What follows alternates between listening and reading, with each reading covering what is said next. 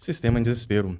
Em uma recente nota, o Barroso ele respondeu à revista The Economist, só que com algumas falácias, mentiras, fake news, enfim, com muita baboseira, mostrando não só o desespero que eles estão, mas também o despreparo que esse pessoal tem. Seja bem-vindo ao canal, aqui é o Léo Vieira trazendo as principais informações sobre o Brasil e o mundo.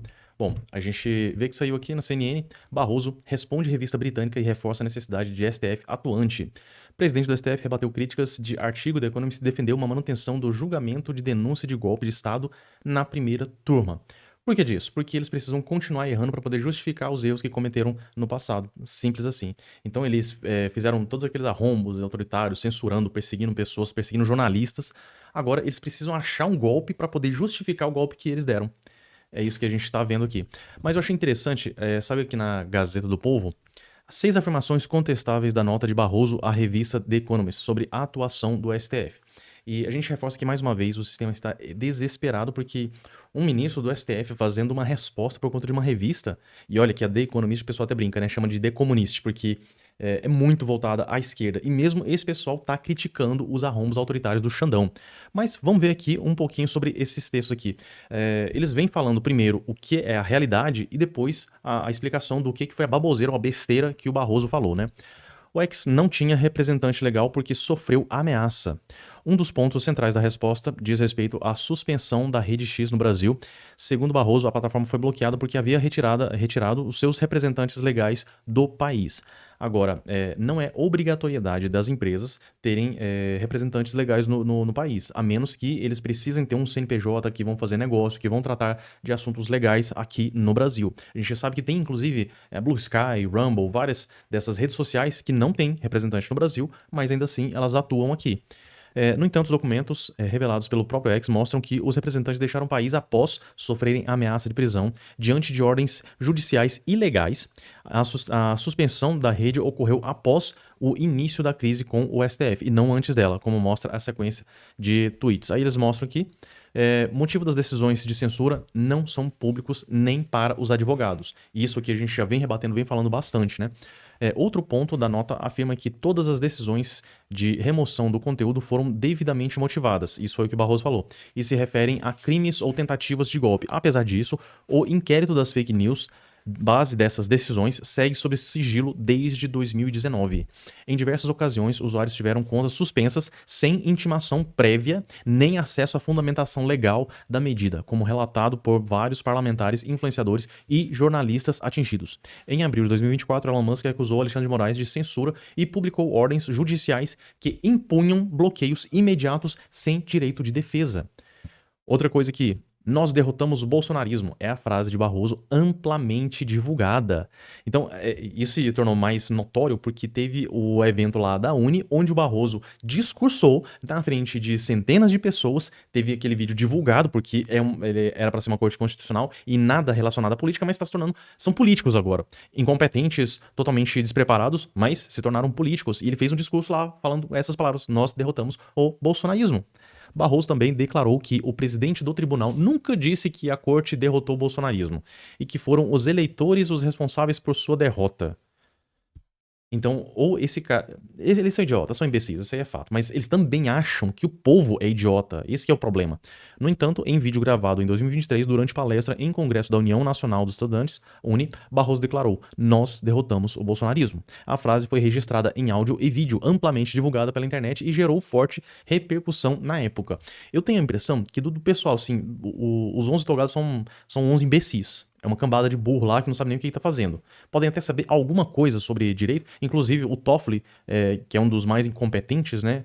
Ele foi reprovado várias vezes para o concurso para juiz, mas está na mais alta corte. Então, não sei se esse pessoal realmente sabe de alguma coisa. Mas, enfim, eu tenho a impressão que o Barroso é o mais retardado de todos, porque ele já teve essa pérola que não era para ser uma corte política, mas ele insistindo em ganhar os holofotes, teve aquela fala infeliz que ele falou perdeu mané, teve aquela outra fala que ele estava sendo gravado, estava conversando ali, falou que uma eleição não se vence, se toma.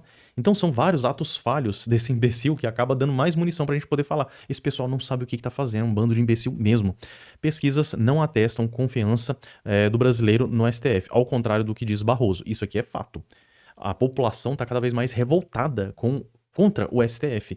E a pauta de 2026 vai ser justamente o primeiro impeachment do ministro do STF. Isso aí vai ser pauta. Então, quem mais conseguir se colocar como um defensor da justiça de fato, né, vai vencer com essa pauta. A nota ainda cita uma pesquisa Datafolha alegando que a maioria confia no tribunal, ao somar 24% que confia muito com 35% que confia um pouco. É falacioso tratar a resposta confio um pouco como sinônimo de que a pessoa confia no STF. Em uma pesquisa Datafolha divulgada em março de 2024, outra questão foi feita. Os entrevistados podiam aprovar, reprovar ou considerar regular o trabalho do STF. Aprovaram o trabalho do STF 29% dos entrevistados, reprovaram 28% e consideraram regular 40%, ou seja, apenas o pessoal que aprova são 29% da população. A pesquisa foi realizada entre 19 e 20 de março de 2024, com 2.002 entrevistas presenciais em 147 cidades. A margem de erro da pesquisa, 2 pontos percentuais para mais ou para menos, e o nível de confiança de 95%. E aí, recentemente, uma pesquisa da Futura Inteligência mostrou que quase 53% dos brasileiros veem o STF de forma negativa. Ao comentar o resultado, Barroso disse que a importância de um tribunal e de um juiz não pode ser aferida em pesquisas de opinião pública. Olha só, né? A pesquisa ouviu 1.000 pessoas, foi em 2025, meio de entrevista eletrônico, a margem de erro de 3,1 pontos percentuais para mais ou para menos. Outra coisa aqui, enfoque da Economist, é amplamente respaldado no Brasil. Porque o Barroso, ele quer desacreditar a revista. Então, o que ele fala? Barroso afirma que o enfoque dado na matéria corresponde mais à narrativa do que tentaram o golpe de Estado. Críticas semelhantes às feitas pelo Economist aparecem em diversos jornais brasileiros e estrangeiros, até mesmo com tendências de centro ou esquerdistas, né? Diversos juristas que condenaram de forma veemente o atentado do 8 de janeiro criticam os abusos recentes do Supremo e de Moraes de forma incisiva. Então, o devido processo legal não está sendo respeitado, diferente do que afirma o Barroso, mais uma vez aqui. Barroso afirmou que os responsáveis por atentados relacionados ao 8 de janeiro estão sendo processados criminalmente com devido processo legal. A falta de acesso integral aos autos do processo é uma agressão flagrante ao devido processo legal.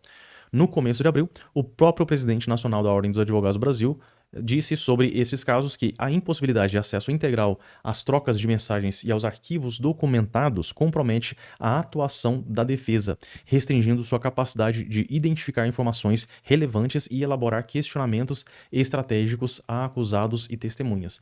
A gente está vendo acontecer isso demais. Inclusive, a gente viu que o próprio Xandão, ele quis colocar um vídeo lá mostrando como se fosse a pior tragédia do mundo, o pessoal invadindo, aquela violência toda, enquanto estava sendo feito o julgamento da Débora, que a título de passagem foi quem furou a bolha, né? Aquele absurdo de 14 anos só por ter rabiscado com batom uma estátua, furou a bolha, alcançou muitas pessoas. E nesse julgamento, o Xandão, ele começou a mostrar um vídeo mostrando, tá vendo isso aqui? Coisa que seria a acusação para fazer. Ele mostrou um vídeo que não estava inserido como prova, não estava nos autos, para poder mostrar para as pessoas. Pô, que palhaçada é essa? O cara, ele não sabe que ele é juiz, ele se esqueceu disso, não deixou eu colocar um vídeo aqui para mostrar o quanto eles são culpados. Que palhaçada é essa? Aí a gente vê que foi um circo armado. É um julgamento show que eles estão fazendo, simples assim. Tanto que ficou feia essa situação que ele voltou atrás, concedeu a prisão domiciliar para Débora. Só que depois de ter sido negado 8 vezes. Aí agora, como a coisa ficou feia, né? Então teve até um ministro que falou que erraram o timing, tinha que ter sido feito o julgamento do Bolsonaro antes desse pessoal que deu munição. Não existe isso de timing. Então tentando também negociar as penas, não vamos reduzir de 14 para 10 para não precisar passar anistia e tudo.